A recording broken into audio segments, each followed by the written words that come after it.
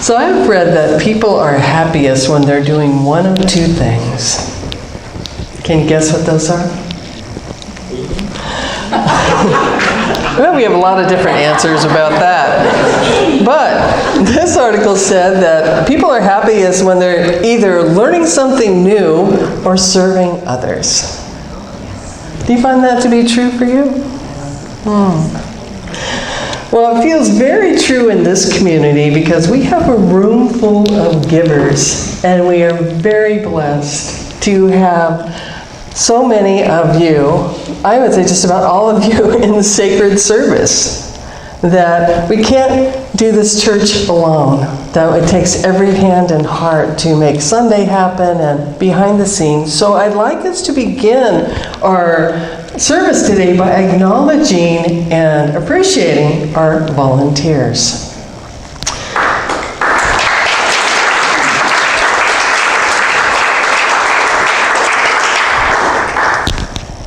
So, Jim, can you do me a favor and bring the flowers out front in front of the altar? So I'm going to mention some of the areas of service, and at any time, if you have served in sometime this year in a capacity that I mentioned or in a way that I haven't mentioned, please come up and take your flower that is a symbol of the beauty that you bring to our community. So the church could not function without each and every one of you, from those who wheel in the boxes because we're, a church in a box, so to speak, to wheel in and wheel out. From those who set up the altar and the hospitality table and the potlucks, the decorations, all the organizing that goes into that. The coffee. The social events, we had so much fun with the Summer of Fun, and several of you stepped up to say, yes, I will lead that, and more connections came out of that. So beautiful.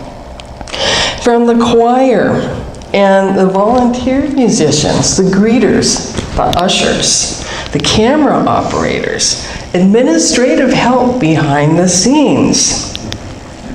There, we have some volunteers that we haven't seen since 2020, but they're behind the scenes sending out the e-blast every week, Jim and Joni. To board members who give freely of their time when duty calls. Duty calls quite a bit, doesn't it, Jim? I want to have our board members stand up. Stand up, board members. Jim Sostecki, Dorothy Smith, and Clint Shaw. Yeah, thank you. Yes, at any time, come on up and get your flower. And I'd also like to acknowledge the paid employees who go beyond their job description of getting paid. And Jack does a lot of that. Thank you, Jack, for that. So for those of you who have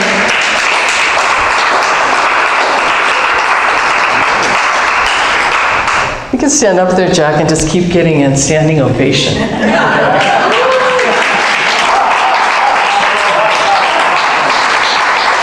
Give me Jack the love. And it brings us our wonderful musician, that not only is he a wonderful musician himself, but brings us wonderful musicians.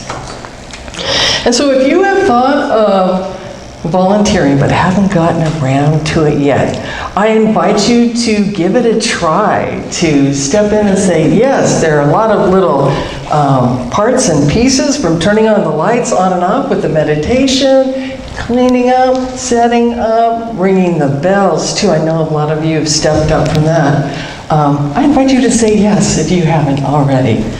We need you, and what you have to give is valuable. So to all of our volunteers, don't be shy. I know a lot of you are still sitting out there. Come up and get your flower. To all of our volunteers, thank you for the ways you serve God, Spirit, and this church. We love you, we bless you, we appreciate you, and we behold the Christ as you. Thank you. You, Robyn. My pleasure. Okay, and if you're too shy to come up in front and get it after service. I see a couple of you sitting back there. Okay, so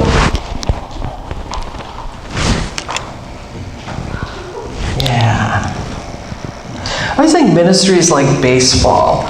You know, one person can't play all the positions. You need all the players on the field to have a good game. We have a good game in here. Yeah.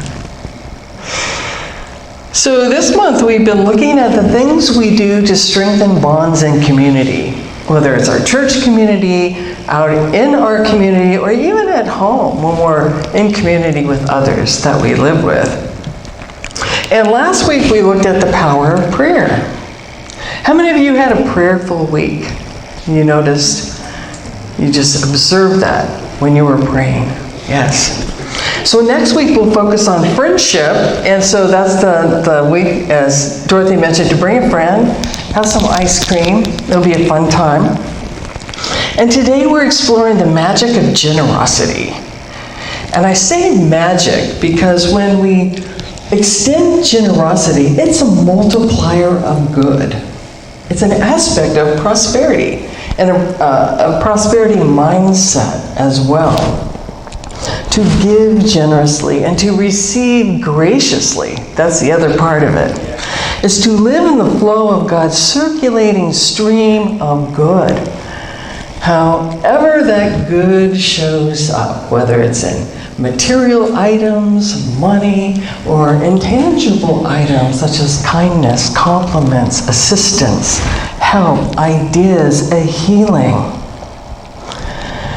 So how many of you have experienced generosity this week, either as a giver or a receiver or both? Quite a few of you, yeah. Well, I've been moving to a new place, and I have felt so blessed and grateful to have so much help moving stuff out of the old and moving stuff into the new. And the new place came furnished. So I'm moving stuff out of the new to disperse. And it has been a place of abundance. I just found myself in the middle of this huge abundance. I had 3 ironing boards, 3 televisions, 2 irons, glasses, cups, appliances, new furniture. I was like, wow, this is like Christmas. So I got to give away 2 ironing boards to people who really needed an ironing board, and 1 television, 2 actually. The 3rd one might go. I haven't had a TV since 2016, and after I watch it a while, it might not stay. We'll see. I've been wanting a rocking chair, and now I have one in every room. So I've been basking in the seller's generosity of what she has left in this really sweet place. And not only with material items, but with the energy. There's been an energy of prayer in that place. There's spiritual books. There are books on the bookshelf. Spiritual books on the bookshelf. And the energy of prayer, it's a felt experience. And can you feel that when you walk into a room where there's been laughter, joy, prayer, goodwill, good works? You can feel that, right? So what has been your experience of generosity this week? And would you like to create more this week? Who's up for that? Yes. Yes. So it feels good to give, doesn't it? It feels really good to give. And we can't help it. We are born givers. We were born this way. We are created after the one, in the image and likeness of the one who gives life. So giving makes us feel happy. It strengthens social connections. It evokes gratitude. It's contagious. And it's good for our health. Did you know that? That generosity and giving are good for our health. that research has shown that acts of generosity and a simple act of kindness toward another boosts our immune system and stimulates serotonin production in both the receiver and the giver. And not only that, but also in anyone who's witnessing it happen. And the receiver and the giver and the witness. Isn't why maybe it feels good to come to church on Sunday? We see that generosity extended, generosity received, generosity that you give, that you receive, and we witness it too. So if it feels so good to give, and it's good for us, why do we sometimes hold back on giving and giving generously? And I also want to mention that if you usually give, you're a giver, you give a lot, and then suddenly you find yourself that you can't give, maybe you need to give to yourself. It's self-care. It's time to fill the tank. But sometimes fear can pop up and keep us from giving, right? Fear of not enough. Not enough time, not enough resources, not enough whatever. Fear of the future. That can get in the way sometimes, right? There's a lot of that being broadcast right now. We get to change the channel to something else, right? Or sometimes past wounds or resentments get in the way to keep us from giving that. Oh, I'm not giving there. They don't deserve it, or you don't know what happened there. That little So things can get in the way. And do you know that the words fear not appear 365 times in the Bible? One for every day. And Jesus knew that people would need some help overcoming their fears and letting go of resentments. Because we're all living together on planet Earth. Yeah. And so his teachings were so much about forgiveness. That's a generosity of heart, being willing to forgive. Forgiveness, inclusion, letting go of resentments, having faith in a loving and providing God. That God knows what you need and will provide. And that you are loved beyond measure. And in a sense, he's saying, you've got nothing to lose because you've already won. Got nothing to lose because you've already won. So we can give from a sense of fullness and gratitude that we've received so much already. And so much love and care from God, from people, God through people, from nature, from the universe, that we naturally want to give. We can unleash our generosity. So one of our unity principles states that the spark of divinity exists in each person. And so the question comes up, each person, every person? What about those who are causing disruption? Or even being hurtful? What about those people? Well, one Unity congregation had the opportunity to put this to the test. And this happened a few years ago at the Unity Church, at the Unity Temple on the Plaza in Kansas City. How many of you have been there? Yeah. Beautiful old church. And during one of their Sunday services, a group of protesters from the Westboro Baptist Church from Topeka, Kansas, showed up on their steps, front steps of the church, in protest because there had been a funeral for a gay congregant the day before. The protesters blocked the main doors to the church, and they waved their vile and hurtful signs. condemning gay people. And so the congregants were tearful and visibly shaken. And they had to walk past this group to get in the front door of the church for service. And the minister opened the service with the church's mission statement, which said, Unity Temple on the Plaza was a place where diversity is praised and peace and harmony are the rewards. And he explained to the congregation that the protesters were part of planet Earth's diversity. And he encouraged the Unity folks to refrain from acting in anger or meeting hatred with hatred. He suggested that they follow Jesus' example and treat the protesters with kindness. And you hear the thought bubbles that might have come out there. But, what do you think happened? So imagine the shift that had to take place in their minds and their hearts to even consider this. What? Treat them with kindness? And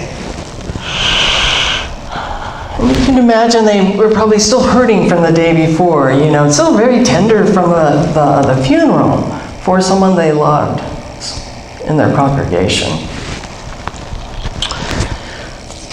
So what had to happen in their minds and hearts to unleash the spirit of generosity to this group outside that was spewing hatred? Well, here's what happened. After the service, the congregants went outside and gave the protesters bottles of water. And then they invited them to come in the church and sit down and cool off.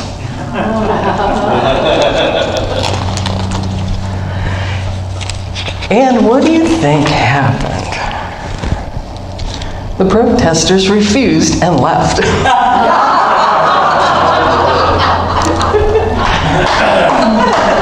Kindness, love, generosity is an elevated vibration, right?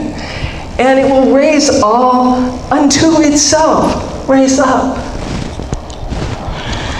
And that which is less than love does one of two things. It softens and shifts and harmonizes, or at least neutralizes, or it exits. It disappears because that high vibration is too uncomfortable for that lower vibration of anger and hatred.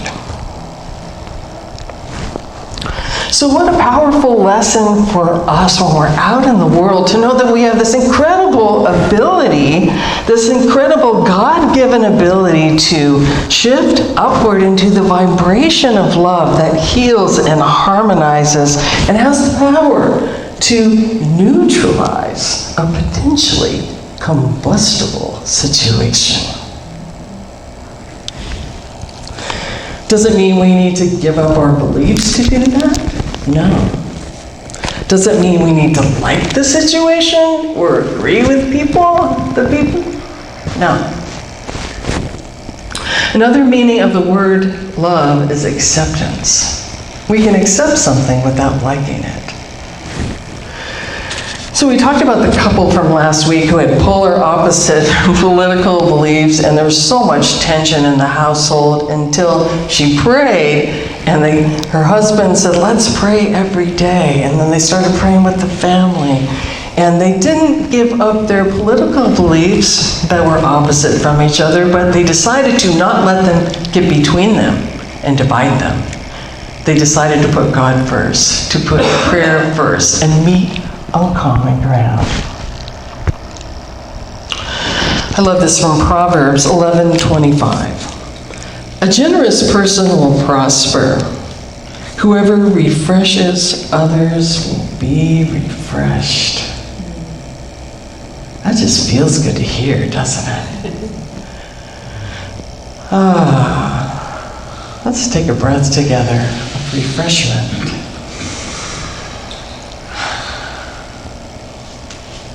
We open to refreshing and being refreshed.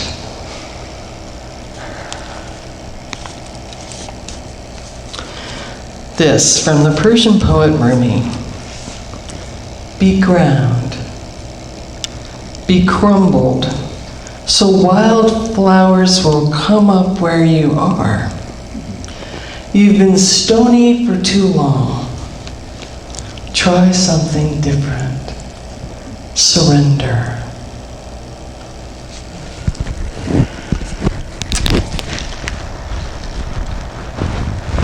So this spirit of generosity flowing, let it out more this week. See the miracles that can happen. This last part I want to share with you is about the hidden places of generosity, maybe places we take for granted.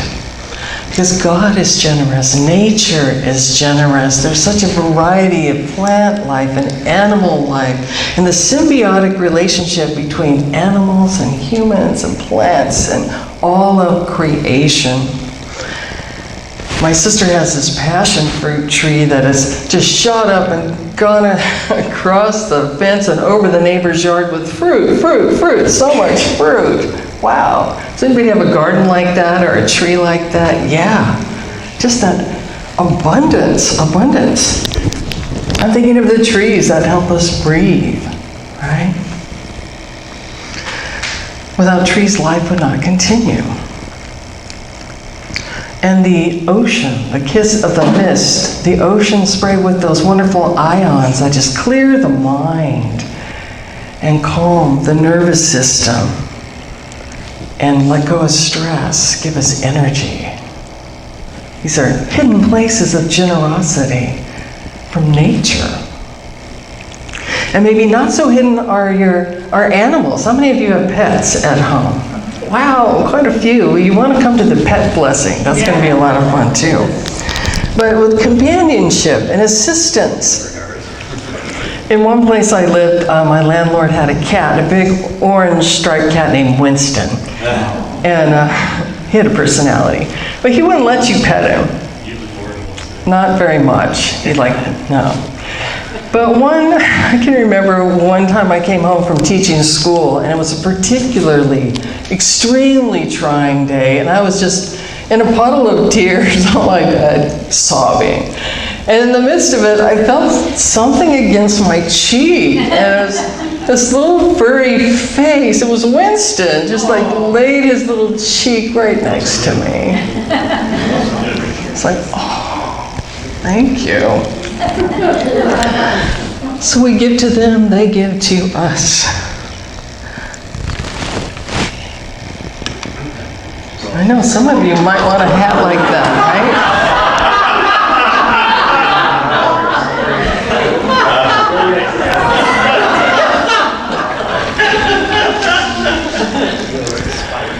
Maybe you also heard about the dolphin who returned the woman's phone, and she was out swimming, about to swim with the dolphins in the Bahamas, and she handed her cell phone to her friend, and it slipped and it went down into the water.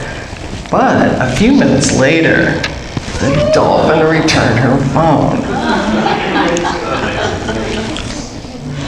So we're only touching the tip of the iceberg here, right? With this incredible web and experience of life and how we're all interconnected with each other and with all life. And so this week I invite you to be even more receptive to the spirit of generosity and noticing these hidden places where it shows up. And so may we go forth this week in touch with the magic of generosity, to give freely, to receive graciously, and to know that in giving, we have nothing to lose because we've already won. Thank you.